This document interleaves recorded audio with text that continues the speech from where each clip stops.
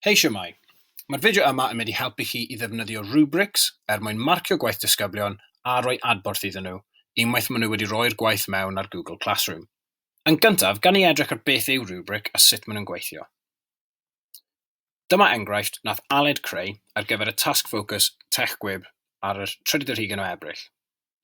Fel eich chi'n gallu gweld, mae yna restr o meini prawf llwyddiant gyda marciau'n cyfateb i bob un, a eich chi'n gallu rhannu y meini prawf mewn i categorïau gwahanol. Mae'r disgybl yn gweld hwn cyn i nhw dechrau'r tasg, so mae'n helpu nhw i gosod nodau personol, a hefyd mae'n dangos iddyn nhw beth sydd angen iddyn nhw wneud mwyn cael marciau llawn a llwyddo yn y dasg. Dyma un llawer fwy syml i ni'n defnyddio yn Saesneg sydd yn cyfateb gyda'r pwyntiau cyreiddiad mae'r disgyblion yn gweld ar eu tasgau asesu fel arfer. So sut ydyn ni'n mynd i creu rubric? Wel, i greu rubric newydd, mae angen i ni creu tasg newydd. So mae angen clicio ar classwork, create, a dewis assignment. Mae angen rhoi title, a mae angen rhoi cyfarwyddiadau. Ac os ydych chi eisiau, wrth gwrs, gallwch chi lanlwytho adnodau. Ond am nawr, ni mo'n ffocysu ar yr ardal yma, rubric. Mae yna 3 opsiwn, create, reuse, and import. Am nawr, ni'n mynd i clicio ar create. Ar y create screen, ni'n gweld sut i adeiladu rubric. A mae angen i ni feddwl am y meini prawf llwyddiant i ni'n mynd i asesu'r disgyblion arno o ran y tasg. Gyda'r un yma, ni'n mynd i edrych ar creu llun o gath a ni'n mynd i feddwl sut ydyn ni'n mynd i asesu pa mor dda yw'r gath yma.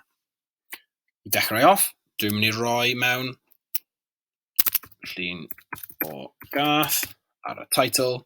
A o ran y disgrifiad cyntaf, dwi'n mynd i torri hwn lawr mewn i corff, manylion, lliw. So'r un gyntaf fydd corff. Dwi'n nawr yn gofio dewis faint o marciau dwi'n credu mae angen mae'r disgyblion yn heiddi. So yr un gyntaf byddwn ni'n dechrau gyda bob tro yw 0, naill ai dim gwaith, neu dim llun o gwbl. Beth mae hwn yn galluogi chi wneud yw i marcio'r gwaith yn gyflym a rhoi adborth i'r disgybl bod nhw heb cyflawni'r dasg, heb bod chi'n goffo wneud copy and paste bob tro mewn i'r private comments. Top tip. Yr un nesaf bydd rhif 1, ac efallai fan hyn dwi'n meddwl, dim ond gwyneb.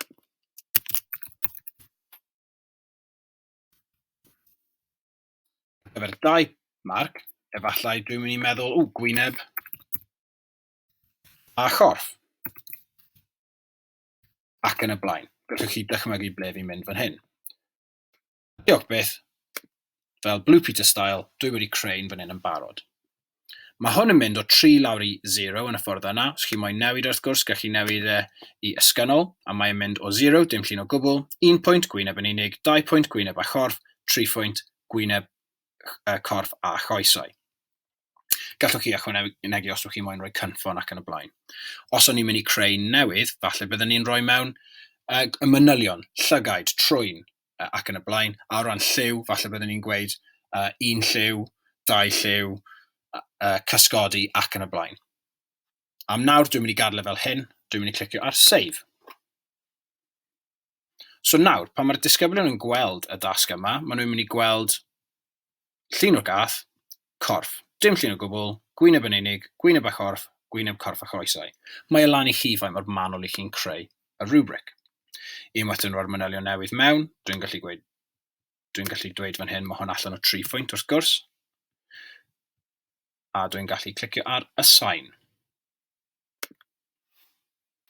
Mae nawr tasg gyda ni fan hyn i marcio ble mae rubric ynghlwm gyda'r tasg. Dyna rubric wedi creu. Os ych chi nawr yn creu tasg newydd, mae'n bosib i ail ddefnyddio y rubric yma pan ych chi'n creu tasg newydd. Mae hwn yn greit ar gyfer blwyddyn nesaf pan ych chi'n ail osod y dasg unwaith eto, ond efallai mae nhw'n y fath o dasgau fel i ni wedi gwneud yn Saesneg, ble mae nifer o dasgau wahanol yn defnyddio yr un fath o rubric fel hyn, neu falle elfennau o'r rubric maen nhw'n gallu cael ei ail ddefnyddio. Y cam nesaf yw i dewis y 3 dot lan fan hyn a dewis yr opsiwn export to sheets. Beth mae hwn yn meddwl yw chi nawr yn gallu rannu y rubric yna gyda aelodau arall yn eich adran, fel bod pawb yn defnyddio yr un rubric i marcio y gwaith yn eu dosbarthiadau nhw. Os byddwn ni nawr yn mynd nôl i creu newydd, create assignment, os dwi'n rhoi title fan hyn, llun o gi, a dwi'n clicio ar rubric, dwi nawr yn gallu dewis yr opsiwn reuse, oherwydd dwi wedi creu yn barod o'r enw llun o gath. Ond dwi hefyd yn gallu dewis import from sheets, oherwydd dwi wedi allforio fe i sheets. Dyma ni fan hyn. Yr awgrymiad gan Google yw, bod chi ddim yn addasu y rubrics yn sheets, chi'n gadael i wneud unrhyw addasiadau o fewn fan hyn. Un peth arall. Pam i chi'n dod i ail ddefnyddio rubric, mae yn galluogi chi i ddefnyddio rubrics i chi wedi creu mewn unrhyw dosbarth arall i chi'n rhannu. Felly, fel i chi'n gallu gweld fan hyn, oherwydd dwi wedi creu nifer o dosbarthiadau gwahanol, gallen ni os o'n ni eisiau gosod rubric o bac blwyddyn 13 mewn fan hyn yn fy nosbarth prawf. So dyna ni. Dyna sut i creu rubric yn Google Classroom. Drychwch am y fideo nesaf i weld sut i ddefnyddio nhw.